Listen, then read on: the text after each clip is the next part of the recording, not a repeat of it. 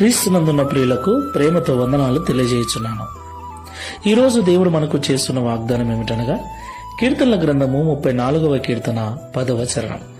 సింహపు పిల్లలు లేమిగలవై ఆకలి కొనును, యెహోవాను ఆశ్రయించు వారికి ఏ మేలు కొదవై ఉండదు. ఆమెన్.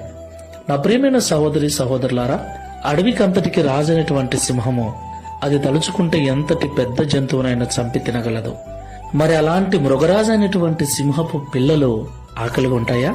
ఒకవేళ అనుకోని రీతిగా సింహమునకు ఆహారము దొరకక సింహపు పిల్లలు ఆకలి కొంటాయేమో కానీ యెహోవాను ఆశ్రయించిన వారికి ఏమీ తక్కువ చేయనని దేవుడు మాట్లాడుతున్నాడు. ఈ మాటలు వింటున్న ప్రియ సహోదరి సహోదరుడా, యేసుక్రీస్తు ప్రభుల వారిని మనం నమ్ముకున్నాం కదా, యేసుక్రీస్తు ప్రభుల వారి మార్గంలో నడుస్తున్నాం కదా.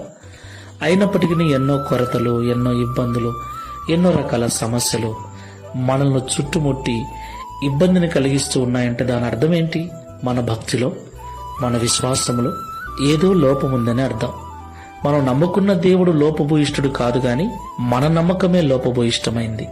మనం చేస్తున్న భక్తే సరిగ్గా చేయకపోతున్నామేమో, మనలో ఇంకా మార్చుకోవలసింది, సరిచేసుకోవలసింది ఇంకా ఏమైనా ఉందేమో. అందుకే ఈ బాధలు, ఈ చింతలు, ఈ ఇబ్బందులు. దేవదేవుణ్ణి నమ్మిన మనకెందుకండి ఈ బాధలు?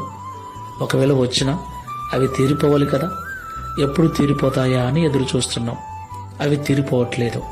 దానికి కారణం దేవునిలో లోపం లేదు కానీ మనలోనే. ఆ లోపం ఏంటో ఒకసారి పరిశీలన చేసుకుని సరి చేసుకుని ప్రార్థన చేసుకుందాం. సర్వోన్నతుడా, సర్వశక్తిమంతుడా, పరిశుద్ధుడా, మీకు స్తోత్రాలు. సింహపు పిల్లలు లేమిగలవై ఆకలి కొనును. Download ShareChat.